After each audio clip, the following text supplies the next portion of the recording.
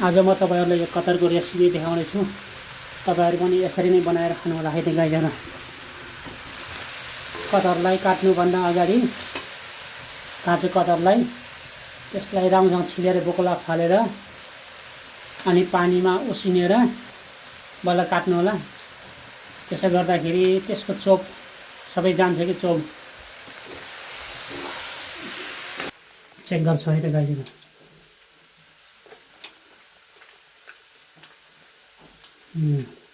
दामी भएछ गाइजहरु, दामी। हेलो सबैजनालाई मेरो युट्युब च्यानलमा स्वागत छ।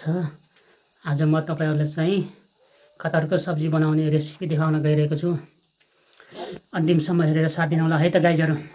यदि तपाईहरु मेरो च्यानलमा नयाँ हुनुहुन्छ भने भिडियोलाई लाइक, कमेन्ट, शेयर अनि च्यानललाई सब्स्क्राइब पनि गरेर जानु होला है त गाइजहरु। हेर्दै गर्नु होला। म तपाईहरुलाई आज कटहरको सब्जी बनाउने रेसिपी देखाउँदै छु है त गाइजहरु। Let's see and enjoy. Hello साथीहरु, आज चाहिँ कटहरको सब्जी बनाउन लागेको।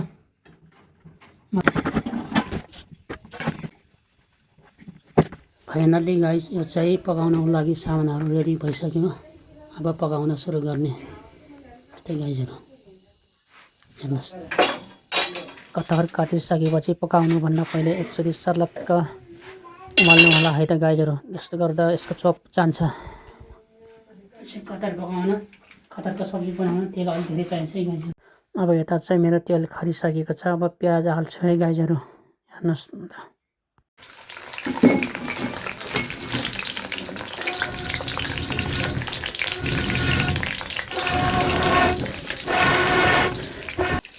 यदि तपाईहरु मेरो च्यानलमा नयाँ हुनुहुन्छ भने मेरो च्यानललाई सब्स्क्राइब गर्नु होला अनि भिडियोलाई लाइक, कमेन्ट, शेयर पनि गर्नु होला है त गाइजहरु।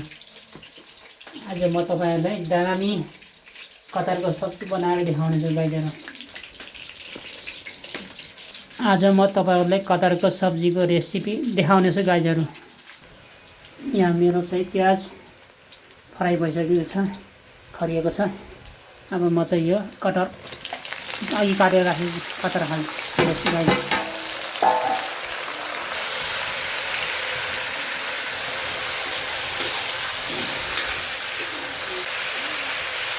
बेसार हालेर त गाइजहरु अलि हाल्नुपर्ने हुन्छ, अलि पुग्दैन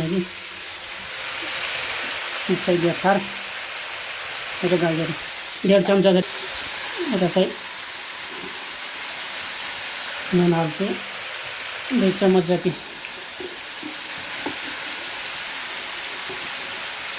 2 चम्मच नुन हाल्छु है गाइजहरु। नुन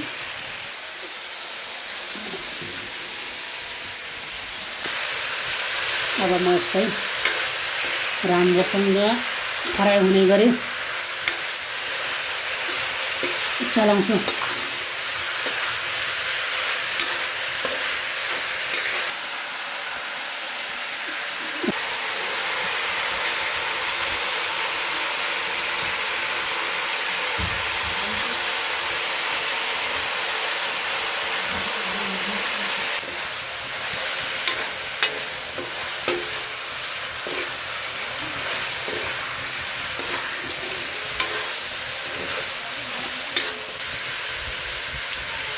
अब म चाहिँ यसमा टमाटर हाल्न जानेछु है गाइजहरु। देख्न सक्नुहुन्छ अघि काटेर राखेको टमाटर गाइजहरु।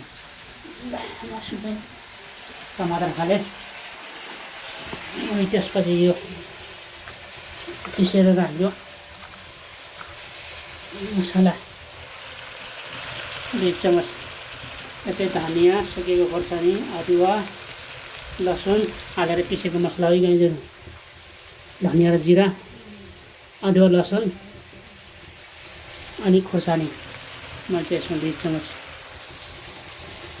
2.5 चम्मच हाले, 2.5 चम्मच गाइजहरु। अब म यसलाई चलाउँछु फेरि गाइजहरु। राम्रोसँग आगो दन्किरहेको छ, दामी। अब म यसलाई राम्रोसँग चलाउँछु।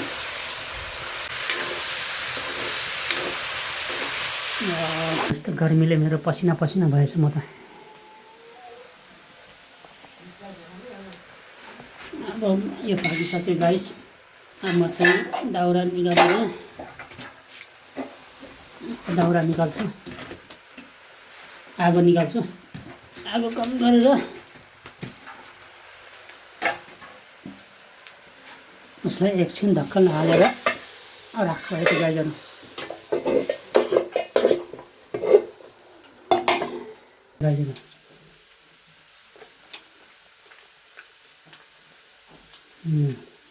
दामी भयो। यहाँ चाहिँ हाम्रो भात पस्किँदैछ।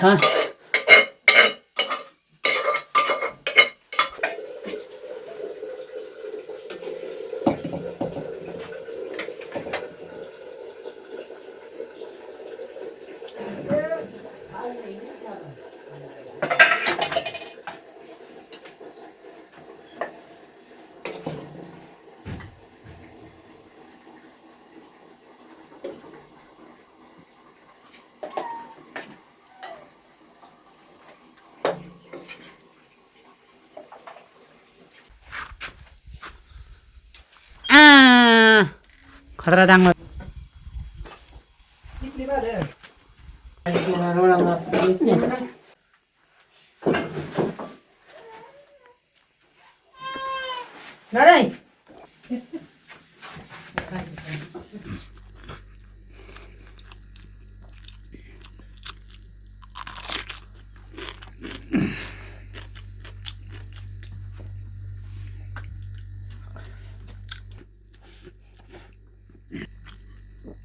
काँक्रो।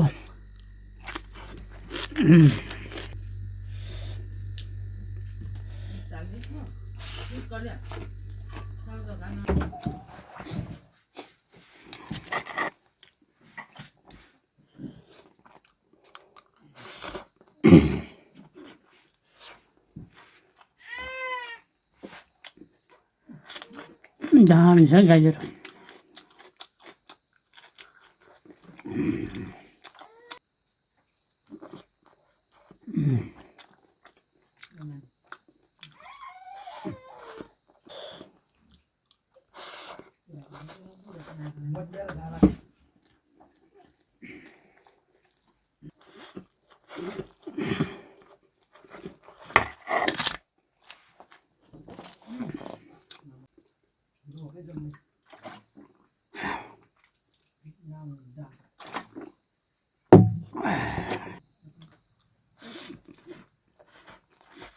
आजलाई यति नै गाईहरू। जाँदा जाँदै च्यानललाई सब्सक्राइब अनि भिडियोलाई लाइक कमेन्ट सेयर पनि गरेर जानु होला है त। By by. फेरि अर्को भिडियोमा भेटौँला।